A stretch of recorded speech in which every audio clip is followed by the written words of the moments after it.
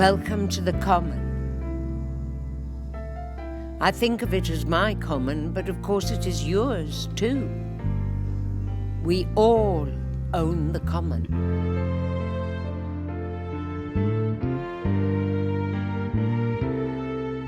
For thousands of years, the heath has been loved by the people who live here.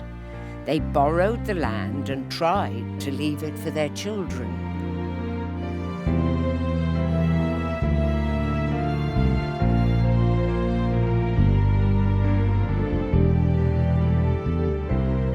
War has visited, of course, from time to time. An uninvited guest that arrived overnight.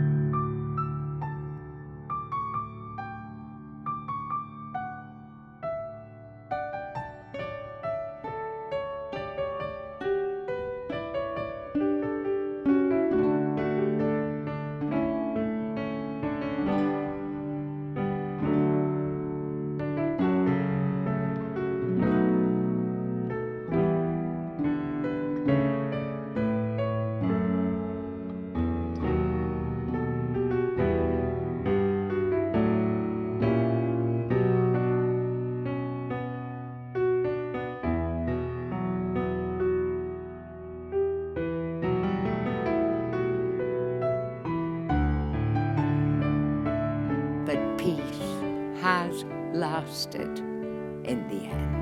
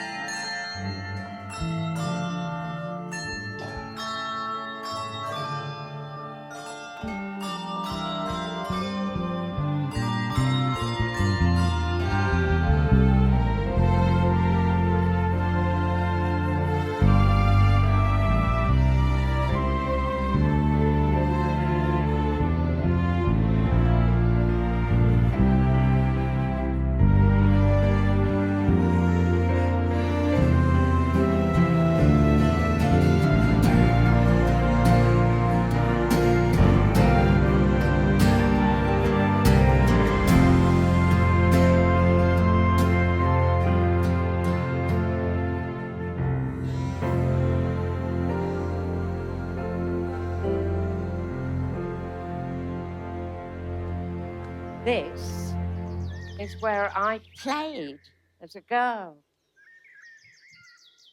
You are treading where I used to run. Walk gently, if you can. These are the stories of 1,000 people under your feet.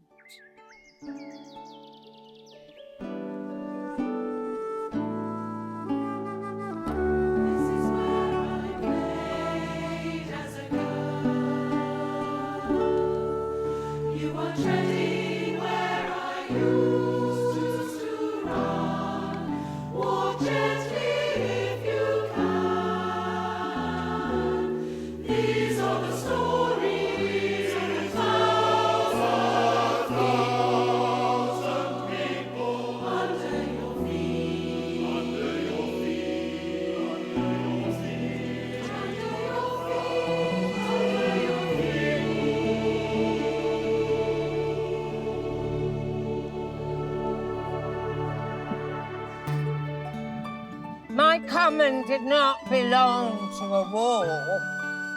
It belonged to us, the children who lived on the heaths. There was no concrete roads or barbed wire fence. There was just honeysuckle and the heather and the track that led up to Berry's Bank Road. At night, we heard the night jars, not the aeroplanes. And in the daytime, the worst that could happen was school.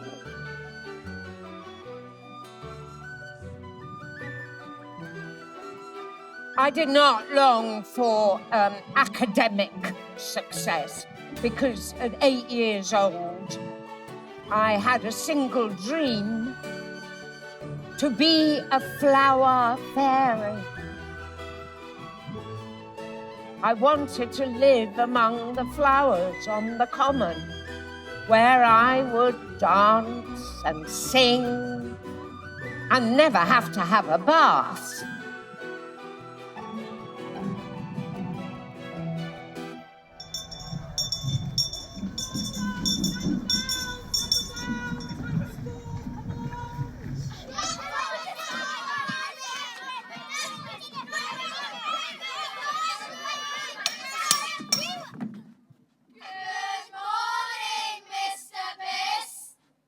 Good morning, children.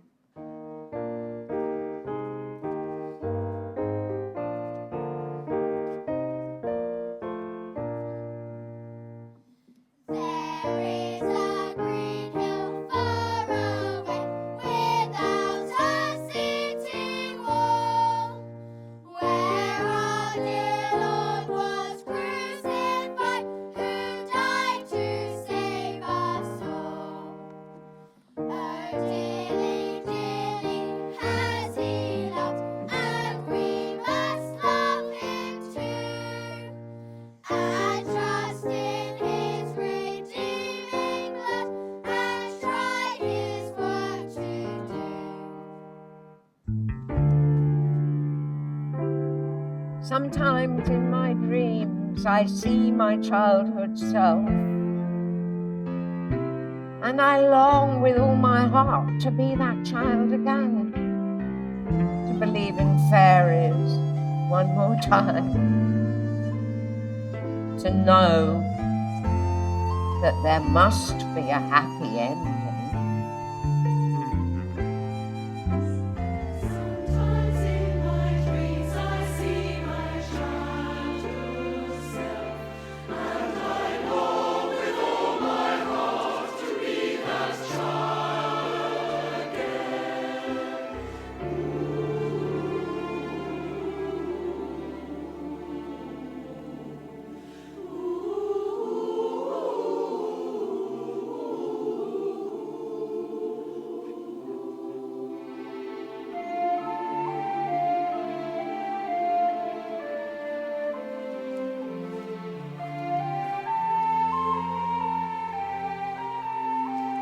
But dreams float away and life moves on, practical and oblivious to our plans.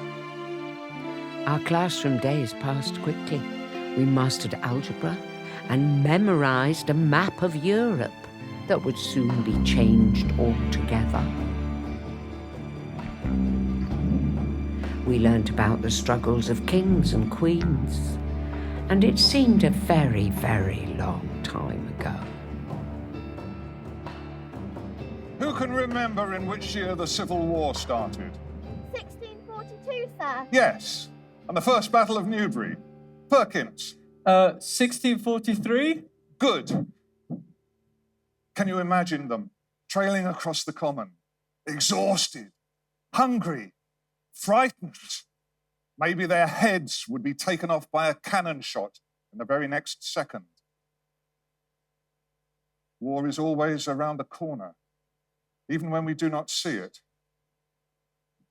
Can you imagine the common now, invaded, taken over by soldiers and the machinery of war, the land covered by metal, and a gun pointed in your very own face if you breach a boundary, and before you know it, bang! All right, you may go to break.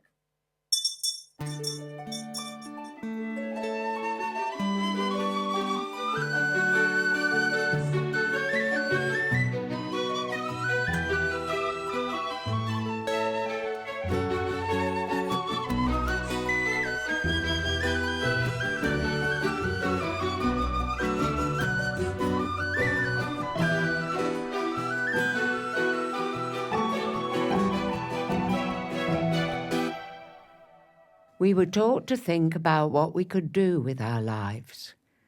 We thought the future beckoned because in 1932, we did not know what was coming. Walter! Walter C. Asher, killed on active service, March 14th, 1943.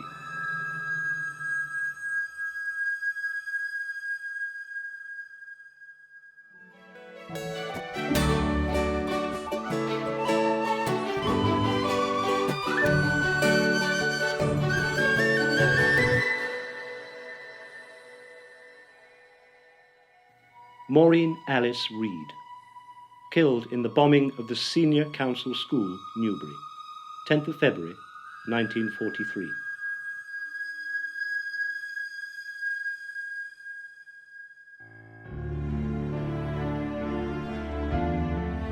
How many softly beating hearts would struggle to keep time if they knew what the future held?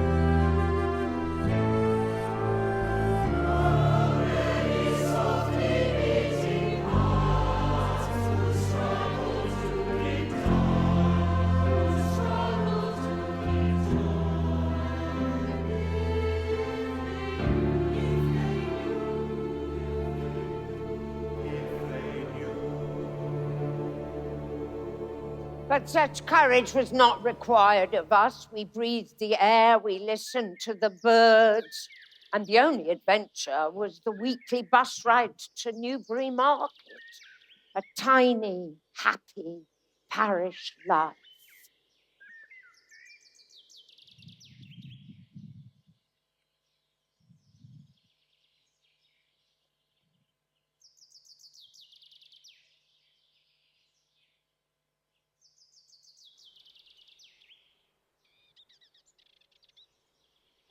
And when we had giggled and fought and plotted and discovered, suddenly it was time to show the world that we are grown. In those days, there were few jobs for a girl on Greenham Common. We always knew that I would go into service. And so I went to the big house, Greenham Lodge, home of the Baxendales. My childhood had come to an end.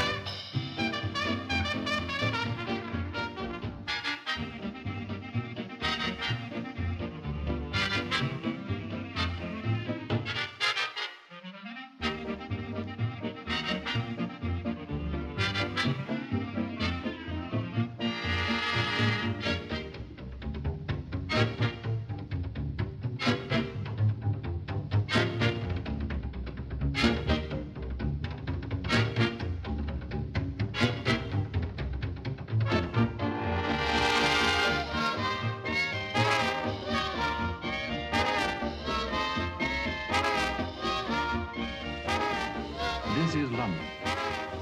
You will now hear a statement by the Prime Minister.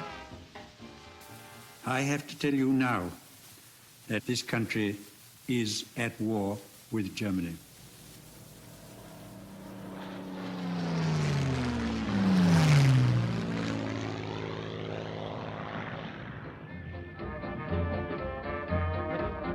And then the music changed. The light was darker. And the men began to leave us. The party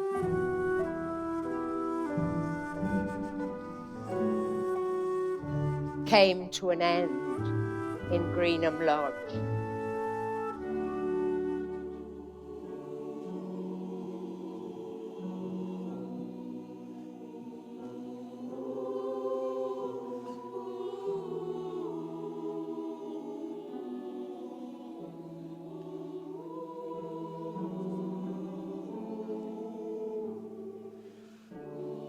We grew our own food in the garden and mended our own clothes and learnt to find our way with the lights turned out.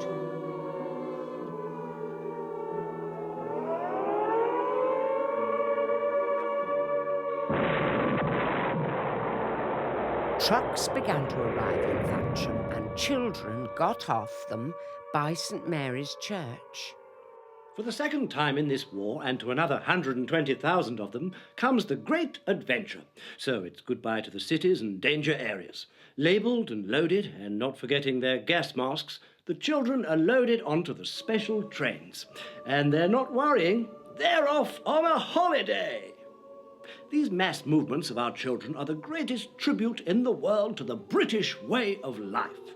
Humanity still plays a part in our life, even though some other nations may have forgotten what humanity is. And so they reach the fresh air and the wide green fields where they are welcomed by their new hosts, who are happy to take in the little ones for the sake of the nation.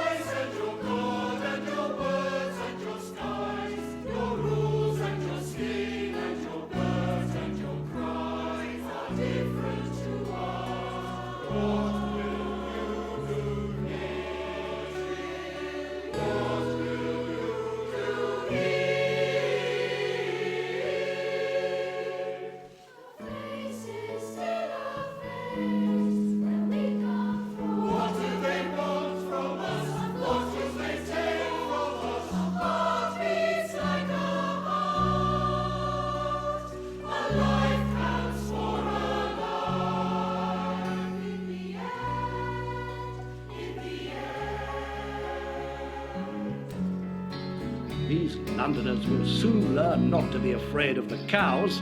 They'll know their daffodils from their dandelions. What larks they'll have. What larks they'll have. They needed the girls to play their part too. We began to build our own flying machines right here in Newbury.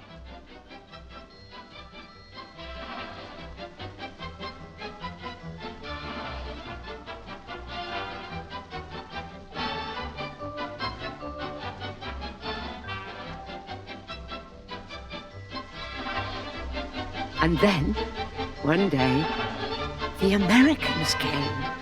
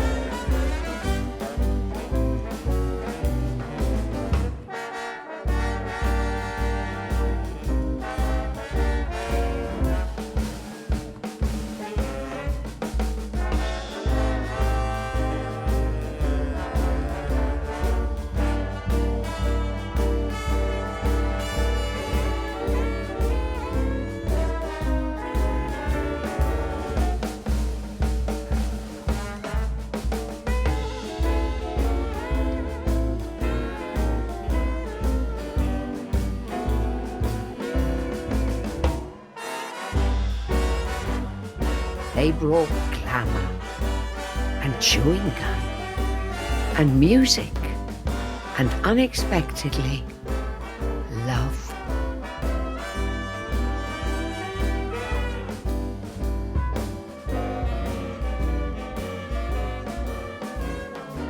His name was Frank, and he came from a place called Louisiana.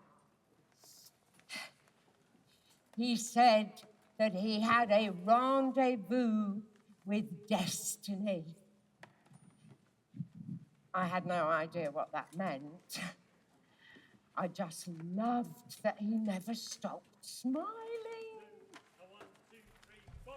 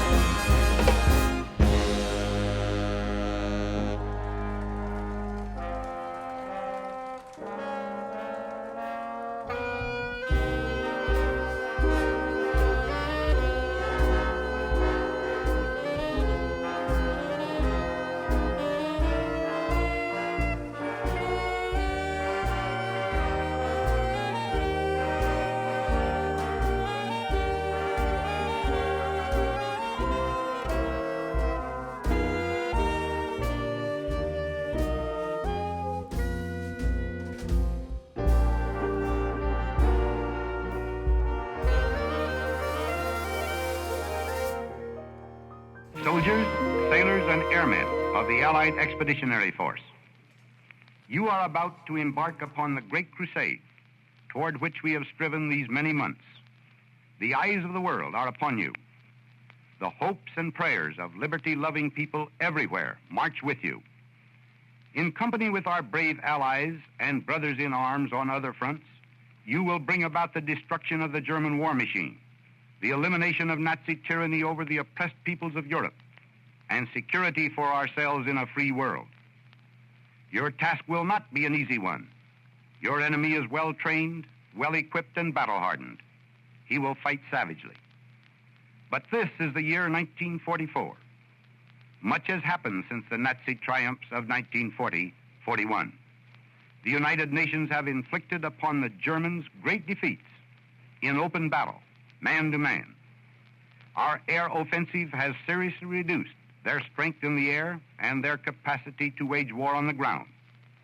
Our home fronts have given us an overwhelming superiority in weapons and munitions of war, and placed at our disposal great reserves of trained fighting men.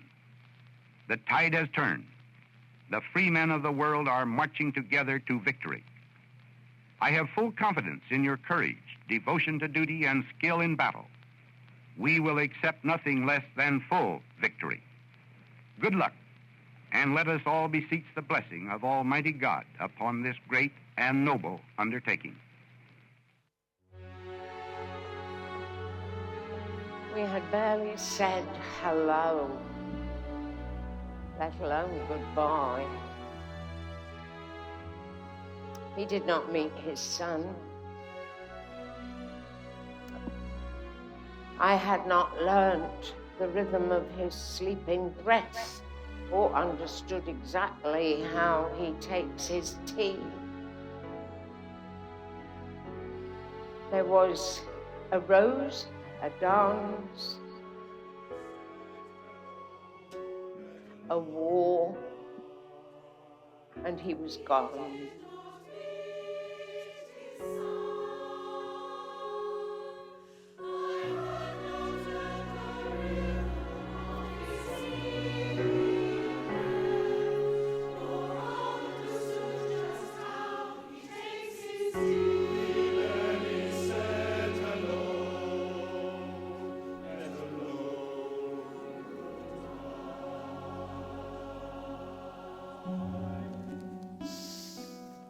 I parcelled up my grief for later, and we limped on from week to week until the war was ended and the Americans had gone. For a brief time, there was peace and a new life on Greenham Common. Sometimes now my memory is confused, and the years melt into one another like butter on a stove, as if time stopped for me the day that telegram arrived. But in truth, my son turned from a baby into a man in what seemed like no time at all. Suddenly, without feeling a day older, I am a grandmother. My granddaughter's name is Maggie, and she has eyes like my Frank's and a heart as big as his to match. The first Ugandan Asian refugees had set foot on English soil after the Ugandan leader, Idi Amin, announced the expulsion of all Asians who are not Ugandan citizens. Approximately 50,000 Asians in Uganda are British passport holders, and they have been given 90 days to leave the country. They will be sheltered in RAF bases such as Greenham Common until they can be housed. With one suitcase and £50, they were forced to start over again. And when they came to Greenham Common seeking help, we went to greet them.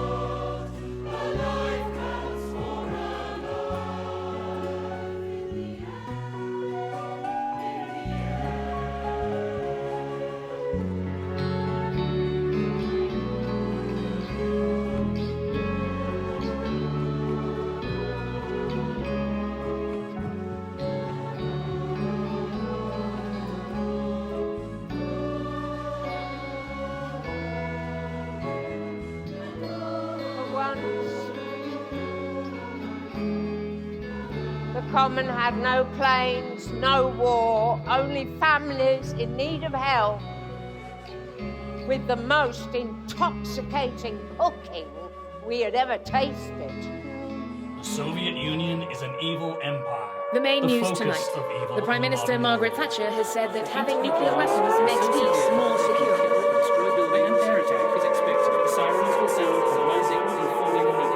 Up to 5 warnings formally warning all city broadcasters on the radio. There is danger.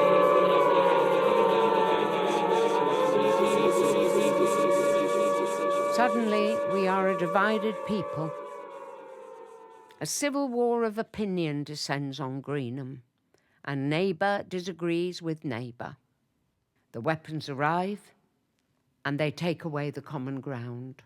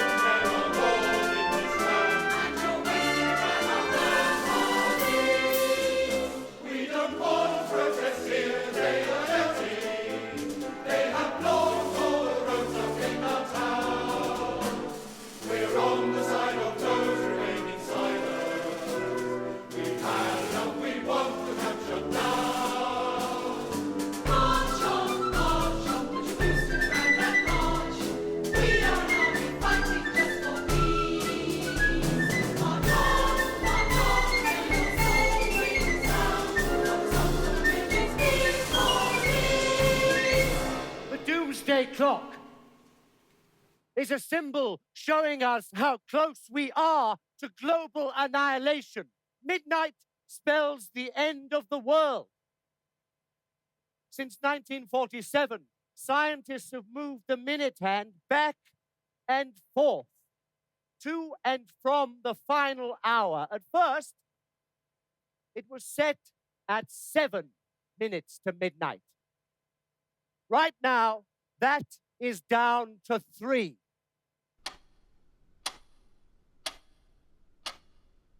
As the press officer for number 10 Downing Street, last week I took on a most peculiar duty. I wrote a hypothetical speech for Her Majesty the Queen in the case of a nuclear attack. The speech will remain in draft form, in readiness for an impending Holocaust. I had to give a date. So I chose 1 week from now. That's it. That's how close this is. I wrote about the madness of war and spoke of her solemn, awful duty. Of course, the speech is pointless. Within 10 minutes, most of us would be dead. But she wanted to be prepared, so I did it. I wrote down the last words to be publicly spoken when my country totters on the brink of total destruction. Sometimes I wake up in the night convinced I have heard that clock strike midnight for the last time. The chimes of Big Ben mingle with my dreams. And then I hear the Queen speaking the words I wrote for her, and I see my daughter running home from school. And I wonder how we will find the strength we need. The strength to keep us away from midnight. Nobody wants nuclear weapons in their backyard, but this is what will keep us safe. Get your weapons out of our town! Now, Hold! No, we must keep the situation under Let's have you down from there, miss. Not a single protester Soldier, can be harmed. let's have you down from there. You're not a husband, madam. You're not a husband. Let's have you down from the feet now. Just hold on. No shooting.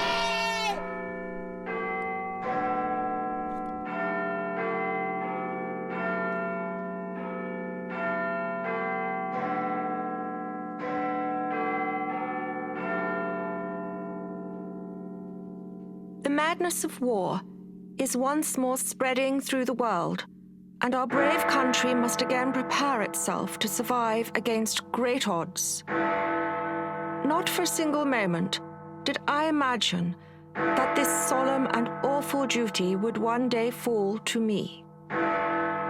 We all know that the dangers facing us today are greater by far than at any time in our long history.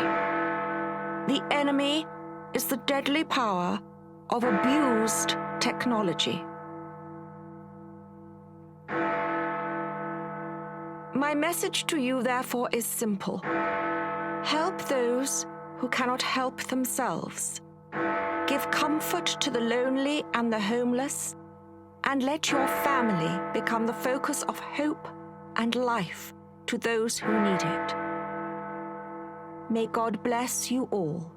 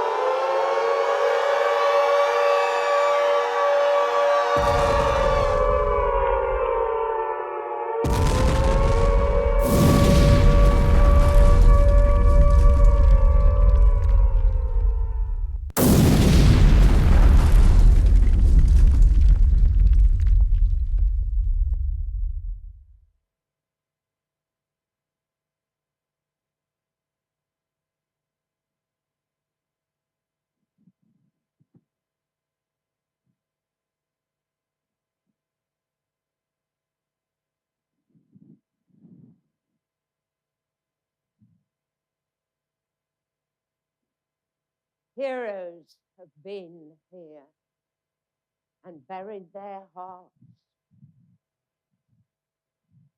Heroes climbed up in a creaky plain. Heroes fixed the trucks.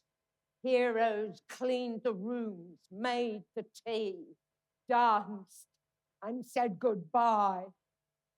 This concrete we are standing on is hallowed ground.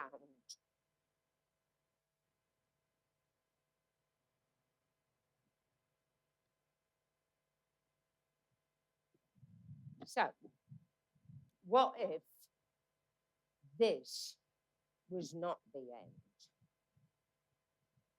What if instead the soldiers did go home, the aeroplanes flew off into the sky and did not return?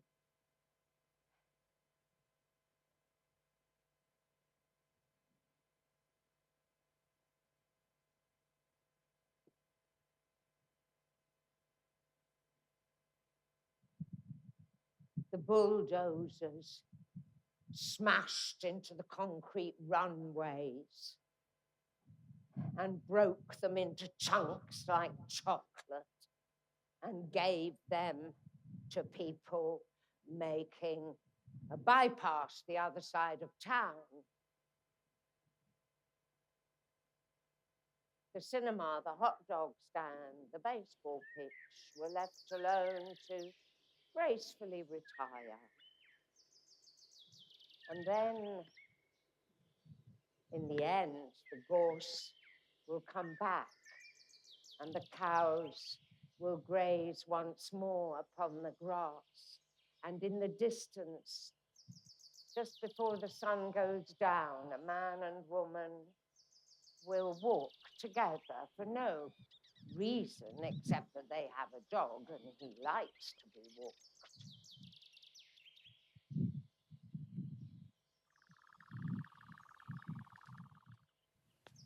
A series of miracles could happen as good deeds flow like a river through Greenham Common and out into the town and the fields beyond. A lonely child gains a friend, a village builds a hall, a fitness class, a singing group, 1,000 scouts and brownies. Because a place has a heart and a soul. And this is where I lived. When you come here, you can think of me and listen to my voice floating on the quiet air and remember to be glad